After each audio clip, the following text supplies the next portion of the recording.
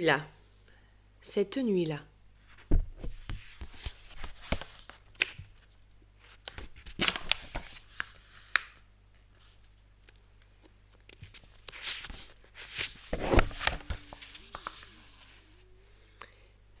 Pépé Loulou, l'ami des petites bêtes de la forêt, est mort.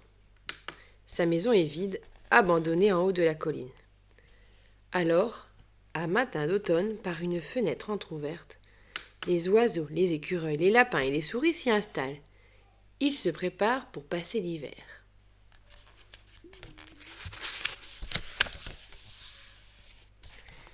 Ils sont nombreux, mais chacun trouve sa place.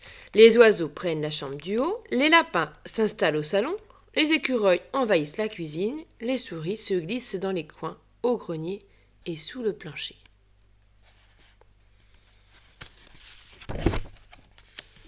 Ensuite, chacun s'organise. Les oiseaux répètent des grands airs pour animer les veillées. Les lapins font des réserves de bois pour la cheminée. Les écureuils remplissent de fruits tous les placards et toutes les casseroles de la cuisine. On nomme les souris gardiennes du logis. Quand la neige arrive, les animaux sont à l'abri et sans souci.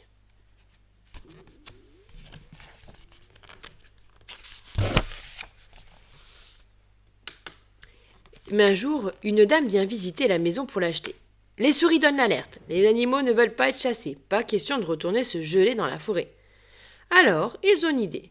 Chacun se cache, se met en place, et quand la dame entre, la maison se met à bouger. Le plancher grince, le toit danse, les portes claquent et les murs tremblent. Du sol au plafond règne une belle agitation.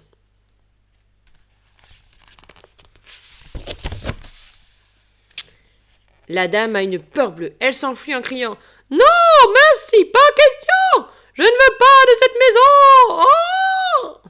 Alors les animaux quittent leur cachette en riant à s'étrangler du bon tour qu'ils viennent de jouer.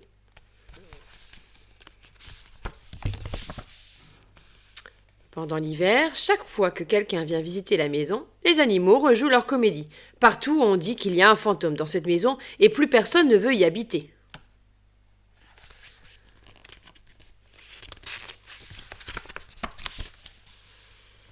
Un soir de décembre où le vent souffle et où la neige tombe sans s'arrêter, Léon, un vagabond, pousse la porte de la maison. Il est épuisé de froid et de faim et il s'écroule sur le plancher. Les animaux commencent leur numéro, la maison bouge comme il faut. Mais Léon n'est pas du tout effrayé, parce qu'il ronfle si profondément qu'il ne sent même pas la maison bouger. Pas moyen de le réveiller.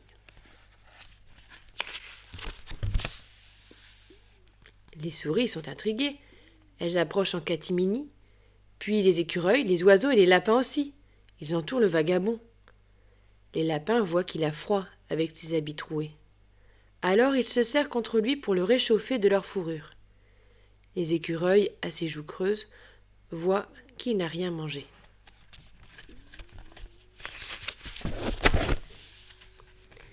Vite, ils préparent un repas de fruits secs, on fait une flambée dans la cheminée, les souris mettent le couvert, les oiseaux répètent un concert.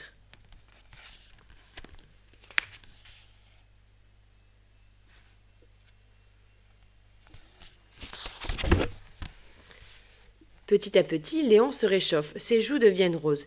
Soudain, il ouvre les yeux. Cette fois, ce sont les oiseaux, les écureuils, les lapins, les souris qui sursautent et se sauvent. Mais pas trop loin, pour pouvoir observer Léon, mine de rien. Léon regarde autour de lui avec des yeux ronds, puis son visage s'illumine d'un sourire si doux que les animaux osent s'approcher de nouveau. Les oiseaux chantent, les lapins conduisent Léon par la manche jusqu'à la cheminée, les écureuils et les souris servent le dîner. Et Léon, émerveillé, se souvient que cette nuit, c'est Noël. Dans la maison qui bouge aussi, c'est Noël cette nuit, pour des animaux amis et pour Léon, le vagabond. C'est Noël cette nuit, et les oiseaux, les écureuils, les lapins et les souris savent que si Léon pleure un peu, c'est qu'il est heureux.